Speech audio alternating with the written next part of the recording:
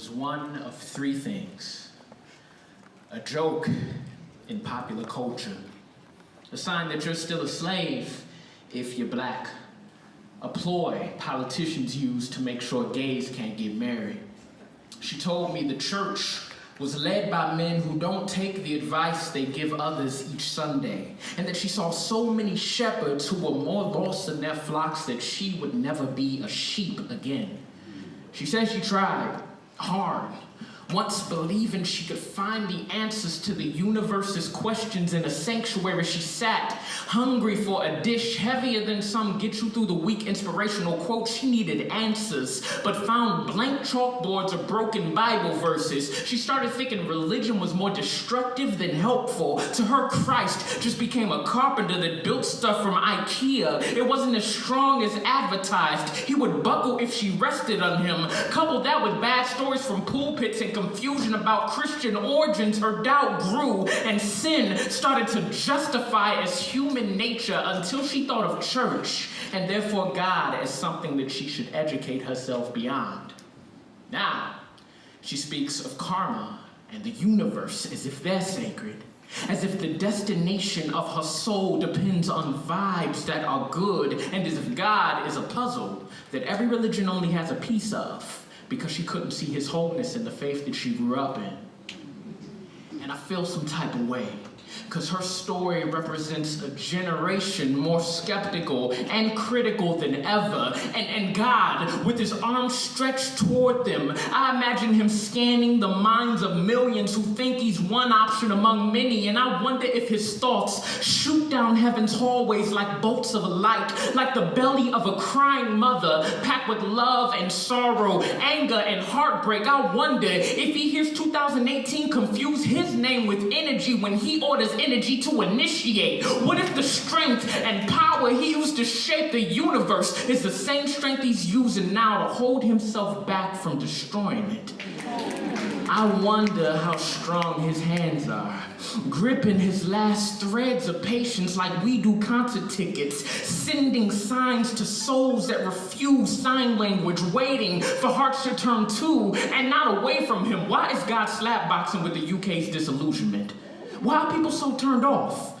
Is it science, new age, politics, suffering, black awakening, deceit, enlightenment, history, faith, sin, race? Is it past, red up, white, blue, down? Is it them? Or is it me? Us. The very churches that they've tried and never met him at. I don't want to voice what I have to say next, but I love the church. And I think we need to look at ourselves, because if we are his image bearers, have we done our best to give our world a clear image of who Jesus is? Let me rephrase that. What if people are searching for God's likeness elsewhere because many of our saints refuse to reflect God's likeness in their lives? What if we started this? What if my friends who feel the need to find separate tracks of faith do so because of our churches that have barely been on track? What if this is on us? And worse than that, what if our false gospels like prosperity, super condemnation, and super grace are more dangerous than just half-truths? What if they cause more confusion? And what if I could trace back the godless beliefs of my friends to the very sanctuaries where these godless gospels are practiced? Let's try the prosperity gospel, a fortune cookie Christianity that only tells you good things about yourself to keep you coming back to a restaurant of GMOs, God-missing outreach, a vending machine. A vending machine Jesus that spits out blessings if you put dollars in. What if my friends who feel the need to put out good energy do so because they only heard God-given sermons about putting out energy for your good days, our bank statements, our seasons, and not our souls? No wonder why when the bodies of shot black kids hit newspapers, it makes folks lose their faith. If we only know God as giver of increase and not as anchor in suffering, we'll drift when our seed offerings come back void. If we cite the early church apostles and Jesus as examples of success and fail to mention that most of them were killed, when death knocks on the door of our people, they'll push prosperity to the fire, not knowing that there's a greater God beyond it. Next up, super condemnation.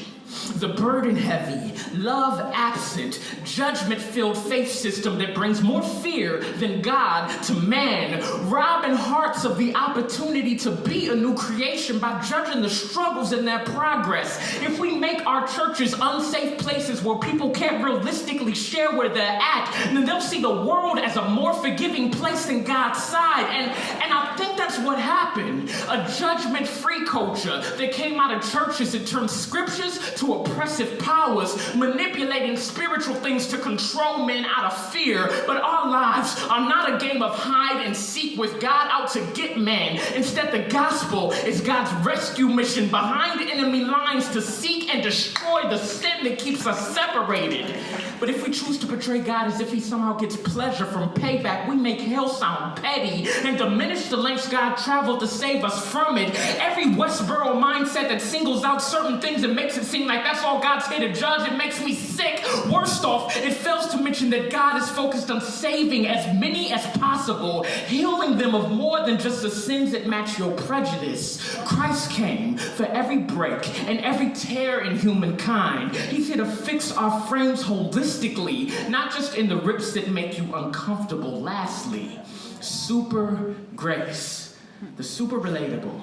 Nobody's perfect. Relax and enjoy religion that's as comfortable as coffins with coffee bars. The incorrect answer to super condemnation, where God is friend and not Lord, help and not holy, where relationship with Christ is portrayed as an H&M photo shoot and your only requirement for salvation is to dress nice, where the focus is on relatability and not commitment. Sin is brushed past for the sake of numbers. I don't know which one is worse.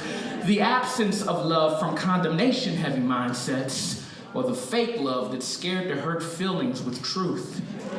In our quest to show that our ministries don't hate, we have to know that we will offend, we will cause anger, and if we're doing it right, then we will be rejected, like Jesus. The gospel is beautifully offensive. And when I became a Christian, I signed up to be hated. The problem recently is that we have not been despised for the right reasons. And I don't know, maybe my hypothesis is off, but what I'm getting at is this. People say that the church has lost its impact on the world, but that ain't true. The church will always impact the world, but it is up to us to determine whether that impact is beautiful or deadly. Because if we could lead men to Christ, then I imagine we could lead them away. And I wonder how many have been swept away by my hypocrisy. Because this church that I've been critiquing, it's me. Pridefully putting God into a box to match my preferences. Using faith as a means to push my political, self-centered, and personal agenda. What if they see the hypocrisy I'm blind to? We have been black lights because as we've shined our lights, they've seen our stains too. And no saint will ever have a perfect understanding of God's light. We will all fail in understanding, just like we fail in faith. But these words are not a call to be fake or to put in an act, but to try. Fight to represent him well, pushing past all the other things that have nothing to do with them. That way, if somebody chooses against Christ, at least they know who they're turning from. As we've shined our lights, they've seen our stains too. So let's also let them see us acknowledge our need for the same God that we preach and cling to the side of Christ, which is the only place where their stains and ours could be made clean.